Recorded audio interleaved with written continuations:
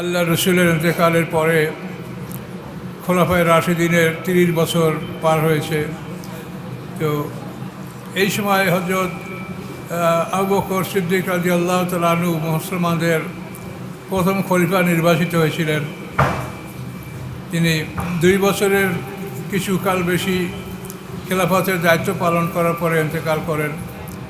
তারপরে হযরত ওমর রাদিয়াল্লাহু তাআলা আনহু তিনি দ্বিতীয়বার খলিফা নির্বাচিত হন এবং দীর্ঘ 10 বছরের সামান্য কিছুকাল বেশি পরিমাণ তিনি এই দায়িত্ব পালন করেন। তো এ সময় ইসলামের মধ্যে কোনো রকম বিচ্যুতি বা কোনো রকম বিভক্তি ত্রুটি বিচ্যুতি দেখা যায়নি। এরপরে হযরত ওমর ফারুক রাদিয়াল্লাহু তাআলার শাহাদাত খুব মর্মান্তিক ব্যাপার। হযরত ওমর ফারুক রাদিয়াল্লাহু তাআলা শাহাদাত বরণ করেছেন। তখন আবু লুলু, পারস্যের গোলাম আবু লুলু, তো এই আবু লুলু গোলাম কর্তৃক হযরত ওমর ফারুক রাদিয়াল্লাহু তাআলা আনহু মসজিদে তিনি আঘাতপ্রাপ্ত হন, তাকে হত্যা করা হয়। তো এই আবু লুলু গোলাম সম্পর্কে ইতিহাস যেটা বলা আছে সেটা হলো, আবু লুলু গোলাম মুগির ইবনে শুবার গোলাম ছিল। মুগির ইবনে শুবা বিখ্যাত একজন সাহাবী। এই মুগির ইবনে শুবা তারপরে দৈনিক 2 দিরহাম ট্যাক্স ধার্য করে দিয়েছিল যে তুমি দৈনিক 2 দিরহাম আয় করে আমাকে দিবা, বাকি যে আয় করতে পারো সেটা তোমার থাকবে। তো আবু লুলু একদিন ওমর ফারুক রাদিয়াল্লাহু তাআলা আনহুর কাছে বসে বলেন, খলিফাতুল মুসলিমিন, আমার মনিব আমার উপরে দৈনিক 2 দিরহাম ট্যাক্স ধার্য করেছে, এটা দিতে আমার কষ্ট হচ্ছে। আপনি আমার উপর যে কর ধার্য করা হয় সেটা আপনি কমিয়ে দেওয়ার ব্যবস্থা করেন।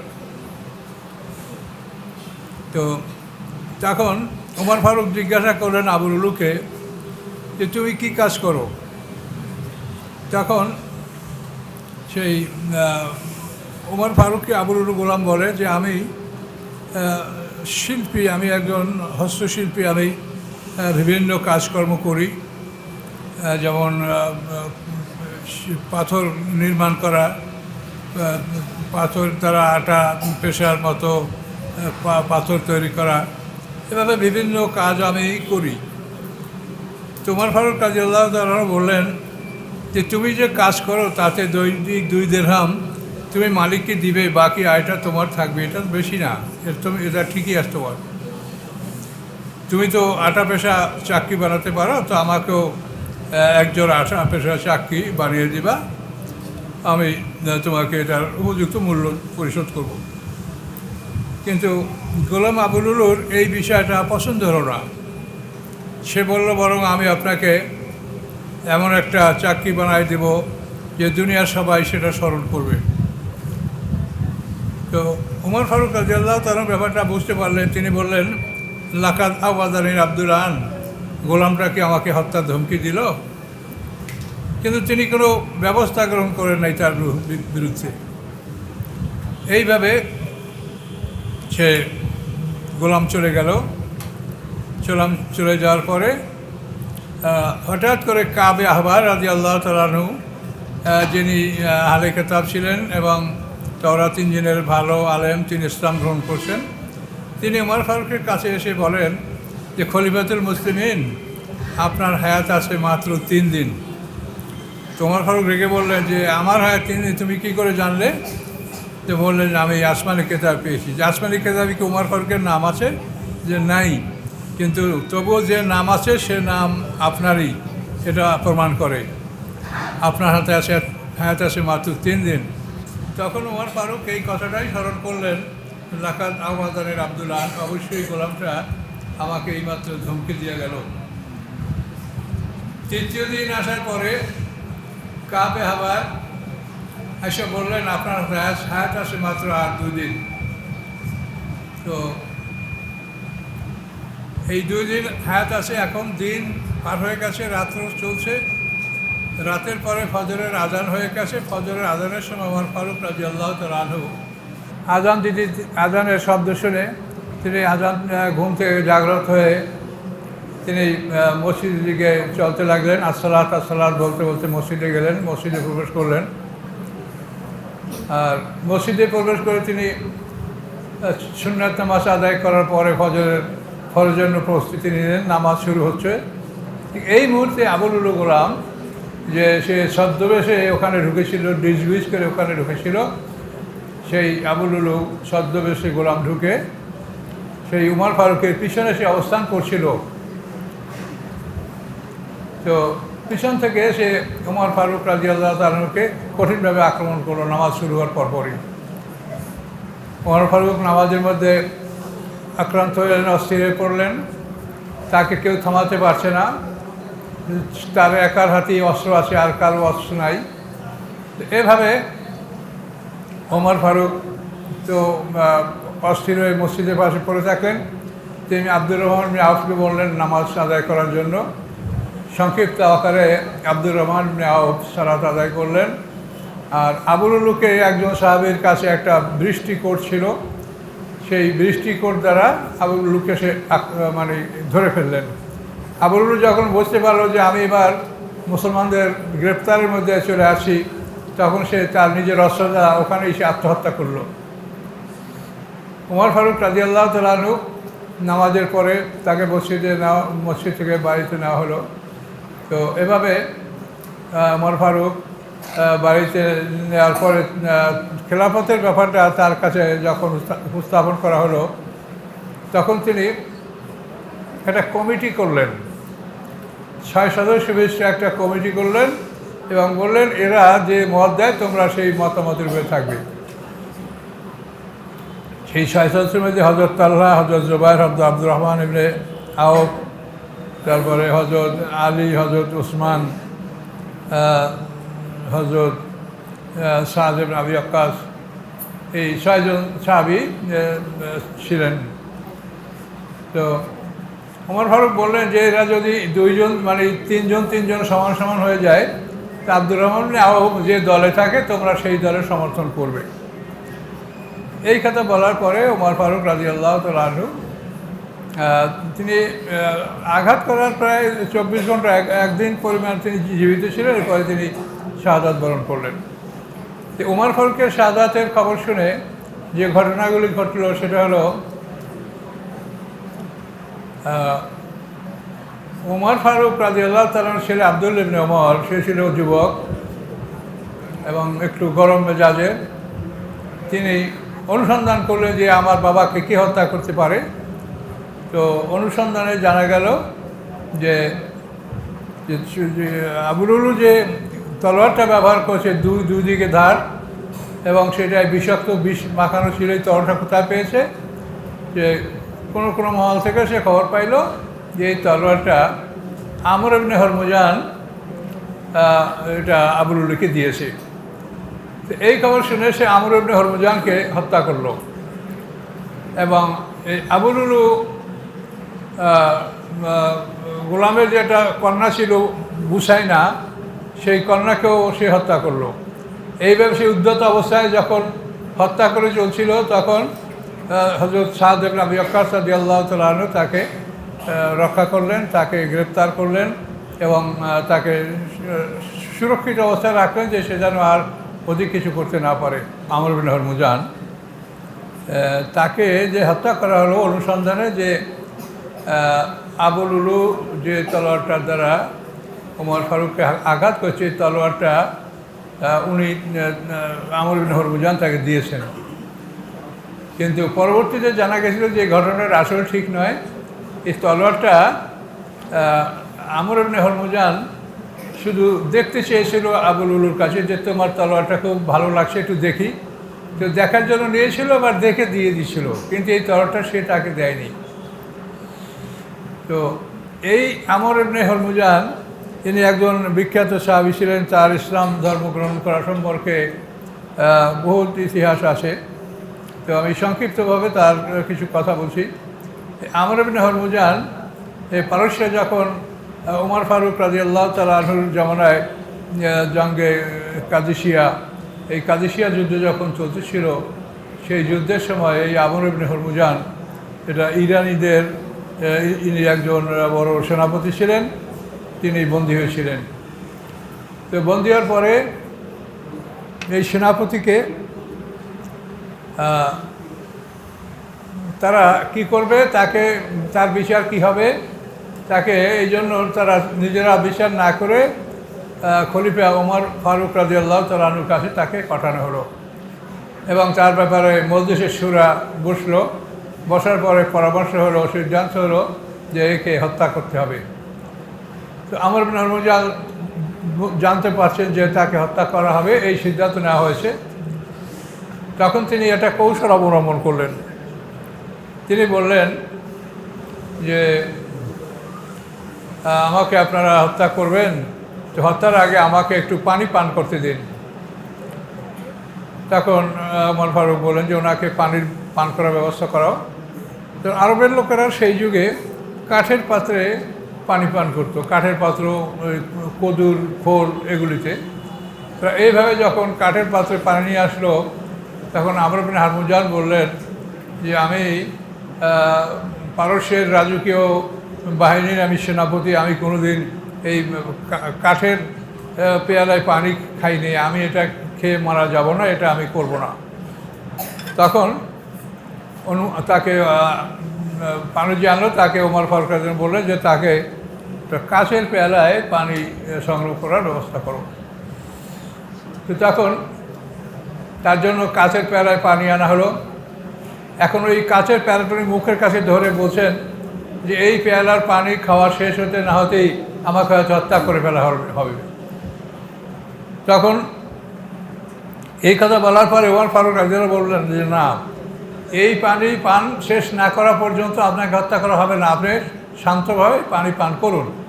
যখন এইভাবে ওমর ফারুক বললেন, তখনই আমর ইবনে হরমুজান সেই পানির পেয়ালাটা আছাড় দিয়ে মাটিতে ফেলে দিলেন এবং পানি বিচ্ছিন্ন হয়ে গেল, পানি মাটির ভিতরে চুষে গেল, পানি পান করার মতো আর কোনো সুযোগ থাকলো না।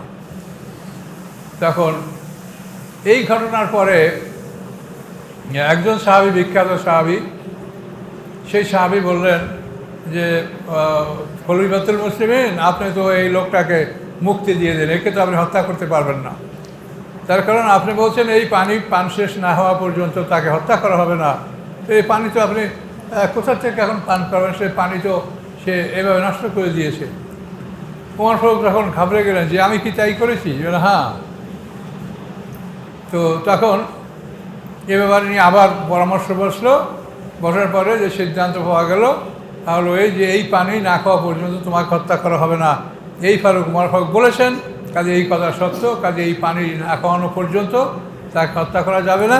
আর এই পানি খাওয়ানো সম্ভব নয়, যেহেতু এই পানি মাটির মধ্যে চুষে গেছে, কাজেই এখন এই মুক্তি। তো এভাবে এই আমর ইবনে হরমুজান এভাবে মুক্তি লাভ করলেন।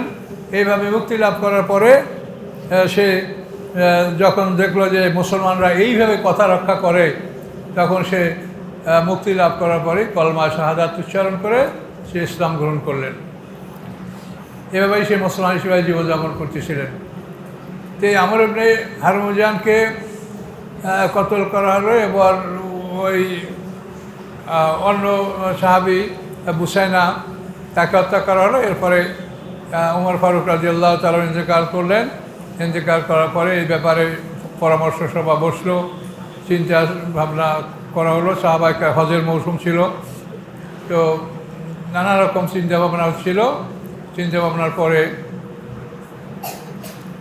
হযরত তালহা, জুবায়ের, সাদ এরা তিনজন বললেন যে আমরা এই খেলাফতের পর থেকে আমরা দাবি, আমাদের দাবি থাকা, আমরা এর দাবিদার নই। আপনারা বাকি তিনজন, হযরত উসমান, হযরত আলী, হযরত আব্দুর রহমান আউফ, আপনারা তিনজনে এটা বিবেচনা করেন। তখন এর মধ্যে বিবেচনার জন্য পরামর্শ হলো, কিন্তু অধিকাংশ ক্ষেত্রেই পরামর্শের ব্যাপারে হযরত ওসমান গনির নাম আসলো। যেহেতু ওসমান গনি ছিলেন বয়স্ক সাহাবী হিসাবে, তিনি সিনিয়র, এই জন্য ওসমান গনির নামটাই আসলো। শেষ পর্যন্ত ওসমান গনির নাম হযরত আব্দুর রহমান আউফ ওসমান গনি রাদিয়াল্লাহু তাআলা আনহুর নাম খেলাফতের ব্যাপারে প্রস্তাব করলেন, তিনি খলিফা হলেন। তো ওসমান গনি খলিফা হওয়ার পরে তিনি প্রায় 12 বছর তিনি 12 বছর কাল খেলাফতের দায়িত্ব পালন করেছেন। এই সময়ের মধ্যে অনেক ভালো মন্দ ঘটেছে, কিন্তু প্রথম 6 বছরে তিনি সব ঠিক মতোই কাজ করেছেন। কিন্তু এরপরে ওসমান গনি রাদিয়াল্লাহু তাআলা আনহু তিনি যে বংশগতভাবে তিনি খুব দুর্বল এবং নম্র প্রকৃতির লোক ছিলেন, এটা ছিল তার জন্য বড় সমস্যা। এই 6 বছর পরে তিনি সিনিয়র সাহাবীরা যারা এই দায়িত্বে ছিলেন তাদের থেকে তিনি তাদেরকে অপসারণ করে করে এই উমাইয়া বংশের যে যোগ্য ব্যক্তি তাদেরকে তিনি খেলাফতের দায়িত্বে বসাতে লাগলেন। এভাবে মানে একটা বংশীয়গত বা একটা বংশীয় দলভাবে একটা অবস্থা সৃষ্টি হতে লাগলো যে এখন উমাইয়ারাই আসলে খেলাফতের সমস্ত পদগুলি দখল করতে শুরু করলো। তো এইভাবে ঘটনা ঘটতে ঘটতে শেষ পর্যন্ত সমস্যা এভাবে ঘটলো যে সব জায়গায় উমাইয়া খলিফা, সমস্ত রাজতন্ত্রের মানে সমস্ত প্রক্রিয়া উমাইয়ারা সব জায়গায় সার্বভৌমত্বর অধিকারী, তারাই ক্ষমতা লাভ করেছে। এভাবেই সব চলছে, কিন্তু দেশে অরাজকতা। সাধারণ সাহাবায়ে কেরামরা এটা বরদাস্ত করতে পারছে না। তাদের কাছে এটা খুব অমার্জনীয় ভাষা এবং অমার্জনীয় বিষয় বলে মনে হচ্ছিল। তারা বরদাস্ত করতে পারছিলেন না এবং বিভিন্ন অঞ্চল থেকে ওসমান রাদিয়াল্লাহু তাআলা আনহুর কাছে নানা রকমের অভিযোগ আসতেছিল। হযরত ওসমান গনি রাদিয়াল্লাহু তাআলা আনহু হযরত আলীর পরামর্শক্রমে এই বিষয়গুলি সমাধান করতেছিলেন। তো এভাবে হতে হতে একবার ঘটনা হলো এমন কিছু যে ওসমান গনি রাদিয়াল্লাহু তাআলা আনহু এমন কিছু লোককে মুক্তি দিয়েছিলেন যাদেরকে আল্লাহর রসুল হত্যা করা অথবা নির্বাসন দেওয়াটা পছন্দ করেছিলেন। আব্দুল ইবনে সাদ ইবনে আবি সারা এক ব্যক্তি। এই আব্দুল ইবনে সাদ ইবনে আবি সারা এই ব্যক্তি হলো ওসমান গনি রাদিয়াল্লাহু তাআলা আনহুর দুধ ভাই। এই ব্যক্তিকে ওসমান গনি রাদিয়াল্লাহু তাআলা আনহু তাকে মুক্তি দিয়েছিলেন। এবং এই ওসমান ইবনে সাদ ইবনে আবি সারা এই লোক আল্লাহ রসুল যখন মক্কা বিজয় করেন তখন যে মক্কা বিজয়ের সময় যে 8 জন পুরুষ 4 জন মহিলার তালিকা করা ছিল যে এদেরকে হত্যা করা হবে, এদের মধ্যে আব্দুল ইবনে সাদ ইবনে আবি সারার নাম ছিল। কিন্তু মক্কা বিজয়ের পরে ওসমান রাদিয়াল্লাহু তাআলা আনহু একে নিজে লুকিয়ে রাখেন। 3 দিন পরে আল্লাহ রসুলের কাছে নিয়ে হাজির হয় আর বলেন, ইয়া রাসূলুল্লাহ, এই আব্দুল ইবনে সাদ ইবনে আবি সারা আমার দুধ ভাই, আমি আপনার কাছে তার জন্য ক্ষমা প্রার্থনা করছি, তার জীবন ভিক্ষা চাচ্ছি। আল্লাহ রসুল তার কথার জবাব দেন নাই। দ্বিতীয়বার বললেন, ইয়া রাসূলুল্লাহ, আমি এই আব্দুল ইবনে সাদ ইবনে আবি সারা আমার দুধ ভাই, আমি তাকে মুক্তির জন্য আপনার কাছে আমি অনুরোধ করছি। আল্লাহ রসুল জবাব দেন নাই। তৃতীয়বার তিনি আবার অনুরোধ করলেন। তৃতীয়বারে আল্লাহ রসুল তার কথার জবাব দিলেন, যাও, তাকে মুক্তি করে দেওয়া হলো। পরবর্তী আল্লাহ রসুল সাহাবায়ে কেরামদেরকে বলেছিলেন যে তোমরা কি লক্ষ্য করো না এই যে আমি প্রথমে ওসমান গনির অনুরোধকে আমি উপেক্ষা করেছি, তো তোমরা তখন তাকে হত্যা করলে না কেন? দ্বিতীয়বার উপেক্ষা করেছি, তখন তোমরা তাকে হত্যা করলে না কেন? তো সাহাবায়ে কেরামরা বলছেন, ইয়া রাসূলুল্লাহ, আমরা বুঝতে পারিনি যে আপনি কী জন্য কী করছেন। এই আব্দুল ইবনে সাদ ইবনে আবি সারা ওসমান গনি রাদিয়াল্লাহু তাআলা আনহুর দুধ ভাই এবং সেই ঘনিষ্ঠ পদে অধিষ্ঠিত ছিলেন। এই মিশরের গভর্নর ছিলেন। আচ্ছা, আর এক ব্যক্তি দেখেন, ওসমান গনি রাদিয়াল্লাহু তাআলা আনহুর জমানায় মারওয়ান, এই যে মারওয়ান ইবনে হেমার, এই মারওয়ান এ ছিল এমন এক ব্যক্তি যে মারওয়ান ইবনে হাকাম এ ছিল এমন এক ব্যক্তি যাকে ওসমান গনি মানে মদিনায় ফিরিয়ে এনেছিলেন। আল্লাহ রসুল তাকে তার পিতাসহ হাবশায় তাকে নির্বাসন দেওয়া হয়েছিল। সেখানে তিনি নির্বাচিত ছিলেন, কিন্তু তিনি আল্লাহ রসুলের কাছে কখনো তার ব্যাপারে অনুমতি চেয়ে নিয়েছিলেন যে তাকে আমি মদিনায় আনবো। এবং আল্লাহ রসুল ইন্তেকালের পরে এই মারওয়ানকে ওসমান গনি রাদিয়াল্লাহু তাআলা আনহু মদিনায় নিয়ে আসেন। এবং নিয়ে আসার পরে এই মারওয়ান তার বংশীয় চাচাতো ভাই এবং তার আত্মীয় সে ওসমান গনি রাদিয়াল্লাহু তাআলা আনহু মারওয়ানের কাছে তার মেয়ে বিয়ে দেন এবং তাকে উজির বানান। এই সমস্ত লোকগুলি যেগুলিকে আল্লাহ রসুল আসলেই দূরে রাখার জন্য আদেশ দিয়েছিলেন যে তারা যেন দূরে থাকে, কিন্তু ওসমান গনি রাদিয়াল্লাহু তাআলা আনহু তিনি তার বংশীয় এবং আত্মীয় হওয়ার কারণে এই সমস্ত লোকদেরকে তিনি আশ্রয় দিয়েছেন এবং সুবিধা সুযোগ ভরে সুবিধা সুযোগটা করে দিয়েছেন। তো এভাবে এই মারওয়ান ওসমান গনি উনি উজির এবং তিনি ছিলেন তার জামাতা। আর আব্দুল ইবনে সাদ আবিসারা, এই দুইটা ঘটনা বলছি। তো মুসলমানদের 8টা প্রদেশ ছিল, 8টা প্রদেশের সমস্ত গভর্নররাই তো এভাবে সব উমাইয়া শাসক ছিল এবং তারা খুবই সমস্যার সৃষ্টি করেছিল। তো এখানে যে ওসমান ওসমান গনি যে শাহাদাত বরণ করলেন, যে তার যে কাহিনী সেটা হলো মর্মান্তিক। মিশরের আব্দুল ইবনে সাদ আবিসারার বিরুদ্ধে মিশরের গভর্নরের পক্ষ থেকে তার বিপক্ষে মিশর থেকে লোক আইসে অভিযোগ করলো যে এরকম সব অভিযোগ করছে। তো ওসমান গনি রাদিয়াল্লাহু তাআলা তাকে সতর্ক করলেন এবং তাকে ধমকালেন যে এরকম করলে তোমাকে পদস্থ করা হবে। কিন্তু সে কিছুই শুনল না, বরং যারা অভিযোগ করেছিল তাদেরকে সে মারপিট করলো এবং মারপিটের ফলে একজন মৃত্যুবরণ করলো। এই খবর শুনে, এই খবর নিয়ে মিশর থেকে ভারী একদল মানুষ এবং তার সাথে অন্যান্য সাহাবী রাদিয়াল্লাহু আনহুম তারা ছিলেন, তারাও মদিনায় এসে অভিযোগ করলেন এই অবস্থা। এবার হযরত ওসমান গনি রাদিয়াল্লাহু তাআলা আনহু সিদ্ধান্ত নিলেন যে আব্দুল ইবনে সাদ ইবনে আবিসারাকে বরখাস্ত করা হবে, তার পরিবর্তে মুহাম্মদ ইবনে আবু বকর সিদ্দিকের রাদিয়াল্লাহু তাআলা ছেলে মুহাম্মদ ইবনে আবু বকর তাকে খেলাফতের দায়িত্ব দেওয়া হবে। এই নিয়ে লিখিতভাবে তিনি অর্ডার করলেন যে মিশরের গভর্নর আব্দুল ইবনে সাদ ইবনে আবিসারা বরখাস্ত, তাকে প্রতিষ্ঠিত করা হলো। তার পরিবর্তে মুহাম্মদ ইবনে আবু বকর মিশরের গভর্নর হবে। এবং এই নিয়ে একদল লোকসহ মদিনা থেকে একদল লোক মিশরের দিকে রওনা করলো। এরা বেশ কিছু চলতে চলতে হঠাৎ করে দেখা গেল যে এক পর্যায়ে একটা লোক, সে একটা উটের সওয়ার হয়ে খুব দ্রুত যাচ্ছে। তখন সন্দেহ হলো যে এই লোককে কোথায় যাচ্ছে।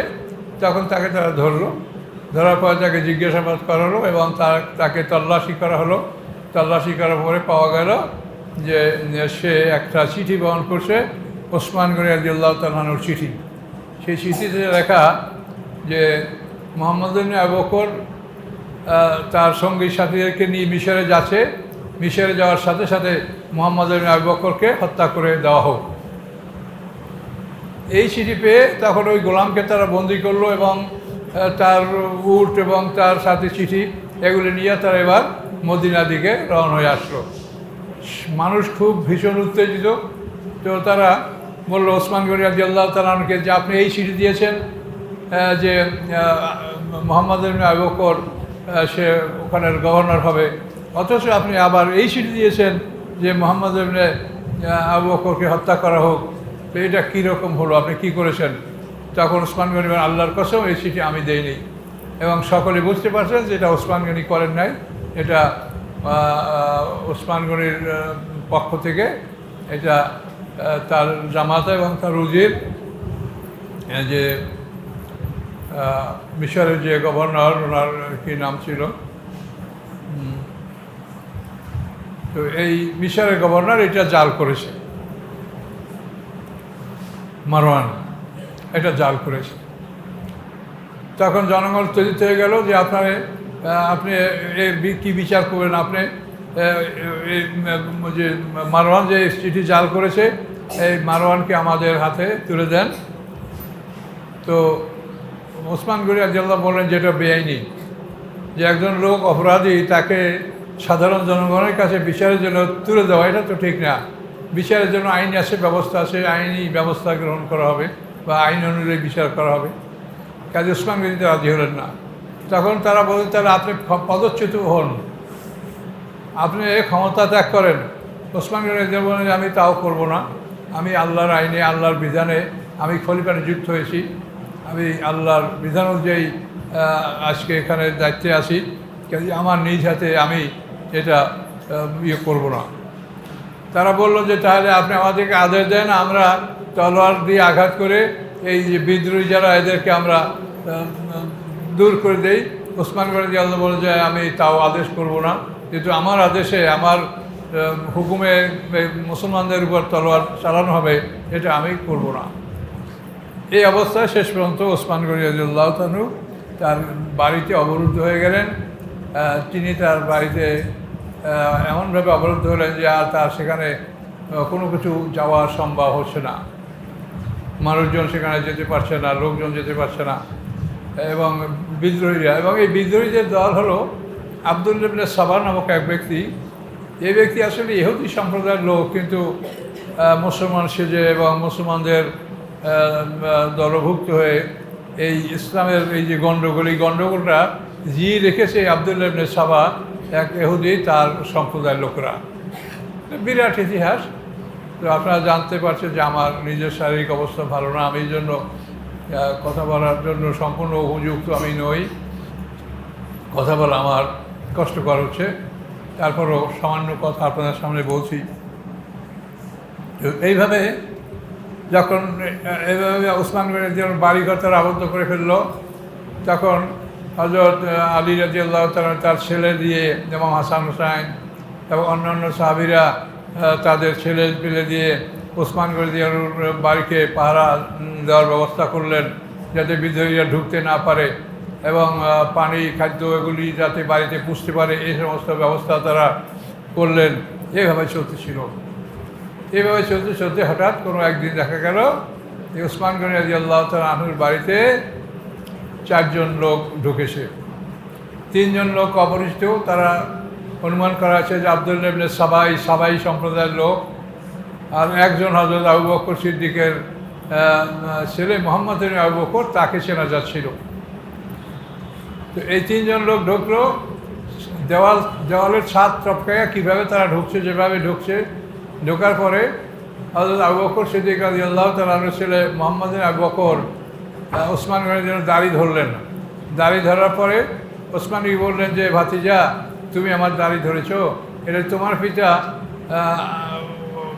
পিতা আবু বকর সিদ্দিক যদি জীবিত থাকতেন, তিনি যদি দেখতেন তাহলে তার কাছে কেমন মনে হতো বড়। তখন মোহাম্মদ আবু বকর দাড়ি ছেড়ে দিয়ে ওই বাড়ি থেকে পালিয়ে গেলেন। আর 3 জন লোক, এদেরকে কেউ চেনে না, ছিল ওসমান গনি রাদিয়াল্লাহু স্ত্রী, তারা তো এদেরকে কেউ চেনে না। এই 3 জনে, একজনের লাঠ মারলো, একজনের পাথর মারলো, একজনের তলোয়ারাঘাত করলো।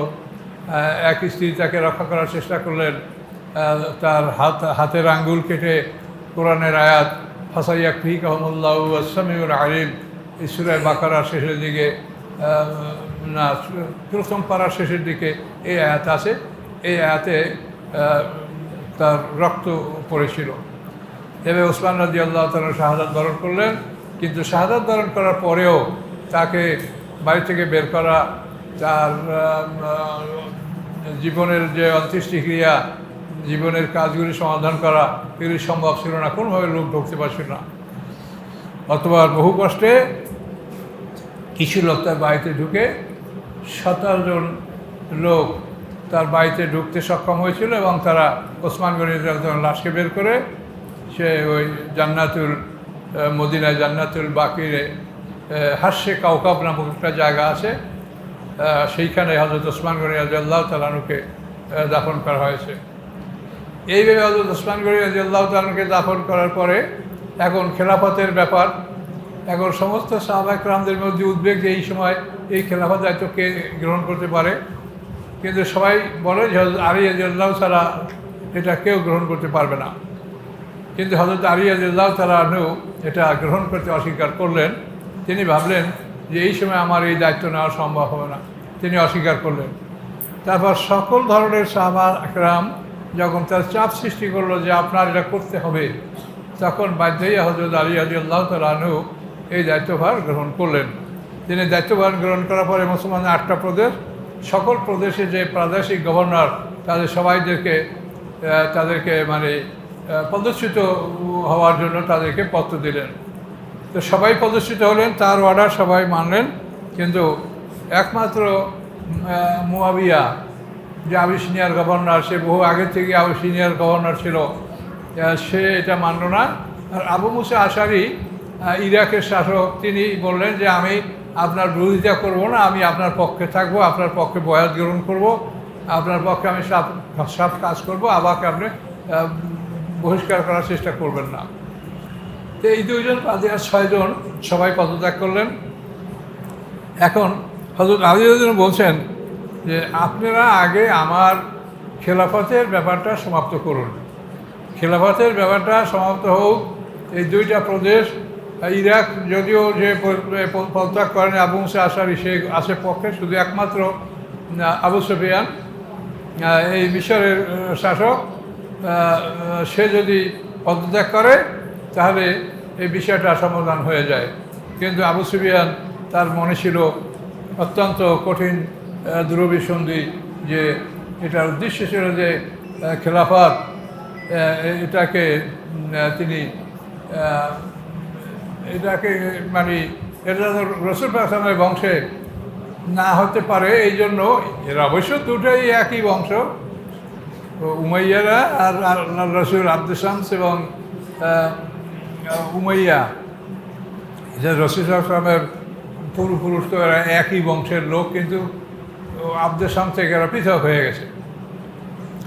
তো যাই হোক, এখন এভাবে তারা কোনোভাবেই মুয়াবিয়া কোনোভাবেই রাজি হলো না সে যে ক্ষমতাচ্যুত হতে। সে বলল যে আগে ওসমান হত্যার বিচার চাই, তারপর অন্য যা কিছু হবার তাই হবে, ওসমান হত্যার বিচার আগে। কিন্তু এখানে সাহাবায়ে কেরামরা বললেন যে ওসমান হত্যার বিচার এটা পরে করা যাবে, এটা আগে আগে আলী রাদিয়াল্লাহু তাআলা খেলাফতের বিষয়টা, এই বিষয়টা কমপ্লিট হোক, তারপরে বিচার হবে। কিন্তু আমির মুয়াবিয়া কখনোই সে এটাতে রাজি হলো না। শেষ পর্যন্ত মানে এই 2 দল যখন এক জায়গায় হলো, হজের মৌসুমে হজ শেষ হয়ে গেল, হজের পরে সাহাবায়ে কেরাম সবাই নিজ নিজ স্থানে ফিরতে লাগলেন। এরা সবাই শুনতে পাচ্ছেন যে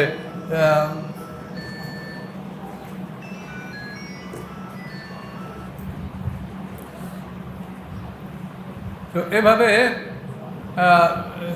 সর্ব দিক থেকেই যখন এই কথা ছিল, তখন মুয়াবিয়া বলতেছিল যে তাহলে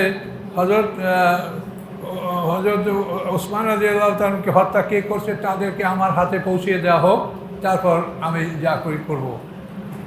কিন্তু এ কথা বলার পরে হযরত আলী রাদিয়াল্লাহু এই ব্যাপারে চিন্তা করছে যে তাহলে হযরত ওসমান গনি রাদিয়াল্লাহু তাআলা কে বা কারা হত্যা করছে তাদেরকে আসলে শনাক্ত করা যায় কিনা। তখন 20,000 লোক অস্ত্র উঁচু করে বলল যে আমরা সবাই এবার মুয়াবিয়াকে, আমরা হযরত ওসমান গনি রাদিয়াল্লাহু তাআলা আনহুকে আমরা হত্যা করেছি। 20,000 লোক। কারণ বিষয়টা এটা অসম্ভব হয়ে গেল যে তখন আর এই যে ওসমানকে কে হত্যা করেছে এই লোকগুলি শনাক্ত করে আর পৌঁছানো যাচ্ছে না। শেষ পর্যন্ত এই বিষয়টা কয়েক মাস পর্যন্ত এখানে এই যুদ্ধ হবে কি হবে না, সিপাহী প্রান্তরে 2 দলের সৈন্যবাহিনী এখানে একত্রিত, 2 দলের মধ্যে কথা বিনিময়, বারবার কথা কাটাকাটি হচ্ছিল, কিন্তু কোনোভাবেই শেষ পর্যন্ত সিদ্ধান্ত হলো না। আর এর আগেই তো জঙ্গে জামাল হয়ে গেছে। জঙ্গে জামাল হযরত আয়েশা সিদ্দিকা রাদিয়াল্লাহু তাআলা আনহু, তাকেই মারওয়ান ভুল বুঝিয়ে এবং তার সাথে হজরত তালহা জুবাইর এই দুইজন সাহাবীকে বেহেশতের এরকম তাদেরকে ভুল বুঝিয়ে তাদেরকে যুদ্ধের মধ্যে নিয়ে গেছিল, সে ঘটনা আমরা ছেড়ে দিয়েছি। তো যাই হোক, সেখানেও অল্প সংখ্যক, কোনো সংখ্যা মানে 10,000 কি 15,000 লোক সেখানেও শাহাদাত বরণ করেছে। এইভাবে শেষ পর্যন্ত যুদ্ধটা হলোই। এই যুদ্ধ হতে আর কোনো রকম আর বাধাই থাকলো না, পর্যন্ত যুদ্ধ শুরু হলো। আল্লাহর মহিমা, আল্লাহ যা ইচ্ছা করেন, আল্লাহ চান হক ও বাতিলের মধ্যে ফয়সালা দেখতে। কাজে আল্লাহ তাআলা ঈমানদারদের মধ্যেও ভালো মন্দ হক বাতিল আছে, এদের ফয়সালা আল্লাহ দেখতে চাচ্ছেন। তো আল্লাহ দেখলে আমরা তো আল্লাহর ইচ্ছার উপরে আমাদেরও রাজি থাকতে আমরা কি বলবো, আমাদের কিছু বলার নেই। এভাবে যুদ্ধ হলো। বেশ কয়েকদিন যুদ্ধ চলতে চলতে যখন এমন পর্যায়ে আসলো যে মুআবিয়া যুদ্ধে পরাজিত হইতে বাধ্য, সে পরাজিত হবেই।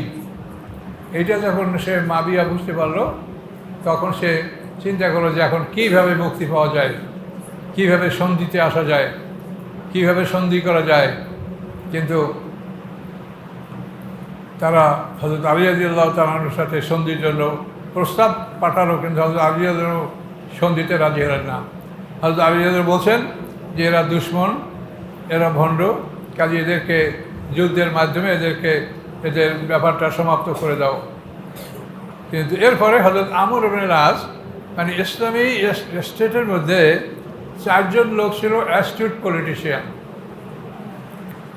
এই 4জন অ্যাস্টিউট পলিটিশিয়ান, তার মধ্যে একজন এই মুআবিয়া, 2 নম্বর হলো মুগির ইবনে শুবা, 3 নম্বর হলো আমর ইবনে আস,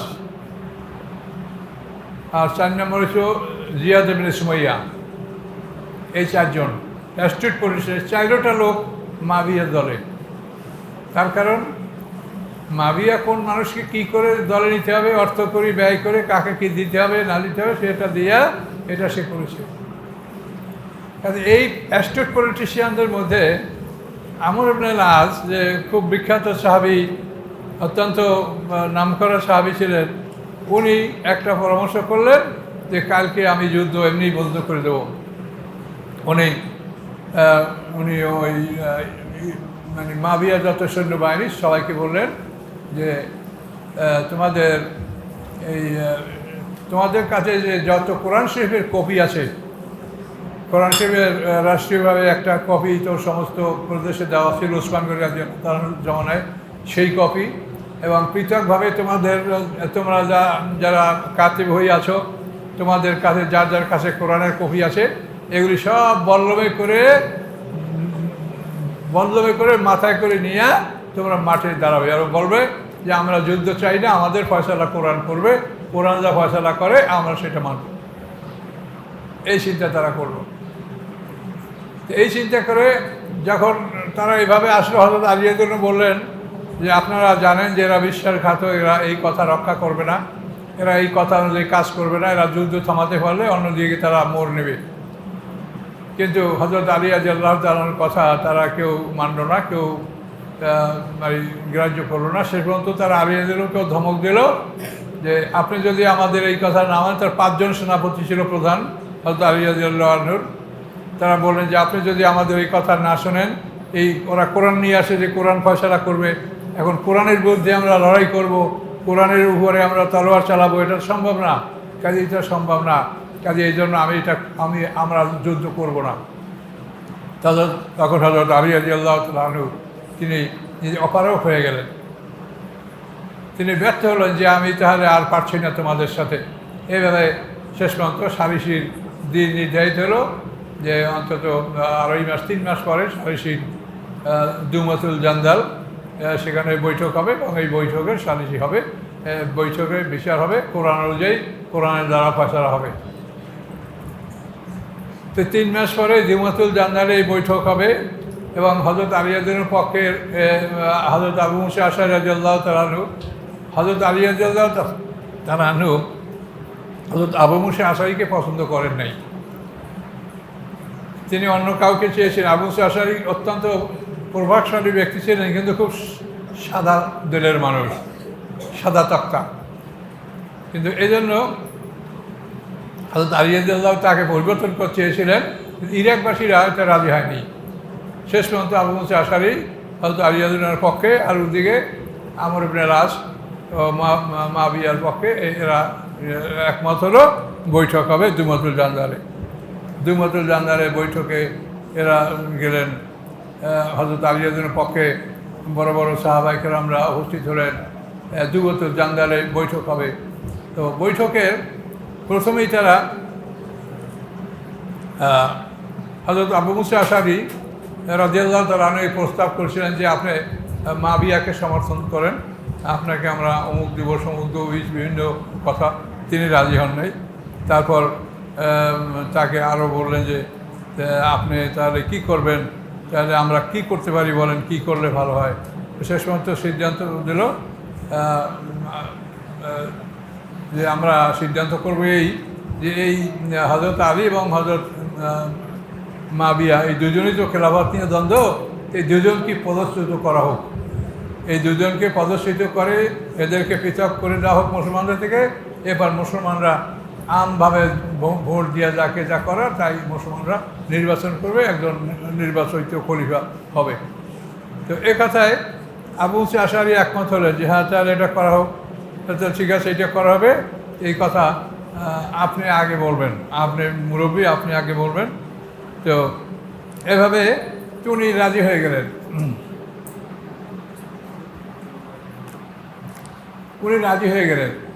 রাজি হয়ে যখন উনি ঘোষণা করলেন যে আমি ঘোষণা করছি যে আলিয়াদের পক্ষে সালিশ আমি হযরত আলী রাদিয়াল্লাহু তাআলা আনহুকে আমি তাকে বরখাস্ত করলাম, খেলাফত পদ থেকে আমি তাকে রহিত ঘোষণা করলাম।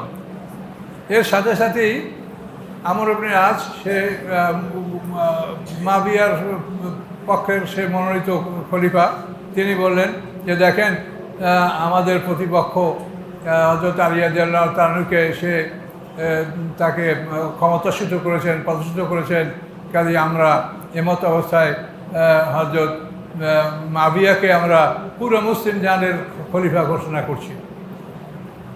এই বলে যখন ওরা চিৎকার করলো তখন হযরত আবু মুসা আশারি দেখলেন যে কত বিশ্বাসঘাতকতা, যে আমি কি বললাম আর আমাকে কি বলালো আর আমার কথার দ্বারা তারা কি মন্তব্যটা করলো, এইভাবে তারা কঠিন মন্তব্য করলো।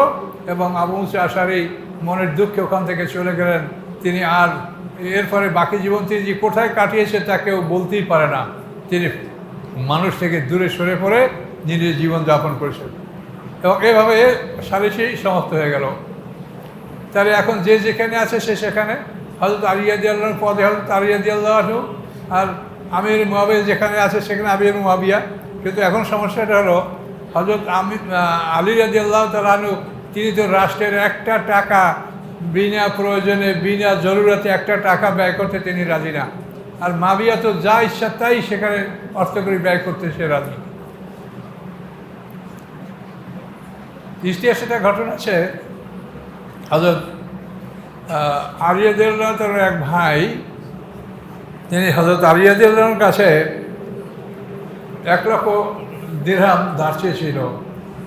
আলী রাদিয়াল্লাহু বলছে আমার কাছে এরকম কোনো টাকা ধার দেওয়ার মতো নাই যে আমি আমার ভাইকে টাকা দিব। শেষ পর্যন্ত আলী রাদিয়াল্লাহু তাকে বলছে তুমি দরকার বলে তুমি ওই ঘরের তালা ভেঙে তুমি সংগ্রহ করো, আমি তোমাকে দিতে পারবো না। পরবর্তীতে সে আলী রাদিয়াল্লাহু সেই ভাই মুআবিয়ার কাছে এসে তার কাছে আশ্রয় কামনা করলো এবং তার কাছে চাইলো, সে তাকে 1 লক্ষ দিরহাম তাকে ধার দিল। তো এইভাবে ইতিহাস আছে টুকটাক অনেক ঘটনা যে কারণে হযরত মুআবিয়া সে এই কাজে জয়যুক্ত হচ্ছিল এবং ধীরে ধীরে মুসলমানদের যারা মানে মূল শক্তি তারা আস্তে আস্তে দুর্বল হচ্ছিল, যেহেতু তাদের অর্থ করে দিয়া এবং ওইরকম অন্যায়ভাবে কোনো সাহায্য প্রাপ্ত হওয়া এটা তাদের পক্ষে সম্ভব ছিল না। এই জন্য এই সালিসি যখন এভাবে মানে এমনভাবে সালিসি শব্দ দেখেন কত নির্মমভাবে, যেখানে বলা হয়েছে যে আল্লাহর কোরআন এবং রাসূলের হাদিস অনুযায়ী এটা ফয়সালা করা হবে, সেখানে আল্লাহর কোরআন এবং রাসূলের হাদিসের কোনো কথাই সেখানে আনা হয়নি। এইভাবে দুইটা দেশ চলতে থাকে। এদিকে হযরত আলী রাদিয়াল্লাহু জামানায় আবার হযরত আলী রাদিয়াল্লাহু জামানায় আবার অন্য যে বিদ্রোহী দল সৃষ্টি হয়েছিল সেই বিদ্রোহী দলগুলি সেগুলির বিরুদ্ধে যুদ্ধ করা ছিল অত্যন্ত জরুরি। তো এই সমস্ত বিভিন্ন কারণে হযরত আলী রাদিয়াল্লাহু আনহু বিভিন্নভাবে তিনি ব্যস্ত ছিলেন। তো ইতিমধ্যেই হযরত আলী রাদিয়াল্লাহু তাআলা আনহু শাহাদাত বরণ করলেন। মানে তিনজন লোক হযরত আলী রাদিয়াল্লাহু আনহুকে হত্যা করা হবে, মুআবিয়াকে হত্যা করা হবে, আমর বিন আস হত্যা করা হবে। এই তিনজনকে হত্যা করার জন্য তারা তিনজন লোক নির্বাচন করেছিল, কিন্তু তারা ওই দুইজনকে হত্যা করতে পারে নাই। তারা সেখানে ধরা পড়েছে, নিহত হয়েছে। কিন্তু এদিকে হযরত আলী রাদিয়াল্লাহু আনহুকে যারা হত্যা করার ইচ্ছা করেছে তারা তাকে হত্যা করতে সক্ষম হয়েছে। এইভাবে হযরত আলী রাদিয়াল্লাহু তাআলা আনহুকে ফজরের নামাজে যাওয়ার সময় প্রতিমধ্যে তাকে আক্রমণ করা এবং তাকে হত্যা করা হয়। এই আলী রাদিয়াল্লাহু হত্যা শাহাদাত বরণ করার পরে এরপরে মুসলমানদের মধ্যে তো বিশৃঙ্খলা শেষ পর্যন্ত কী হবে, এবং ইমাম হোসাইন এর বড় ভাই ইমাম হাসান তিনি জীবিত আছেন, তিনি মুসলমানদের খলিফা হবেন কিনা এবং তাকে নিয়ে মুসলমানরা এই কাজ করবে কিনা এই নিয়ে কথাবার্তা চলতেছিল। কিন্তু শেষ পর্যন্ত ইমাম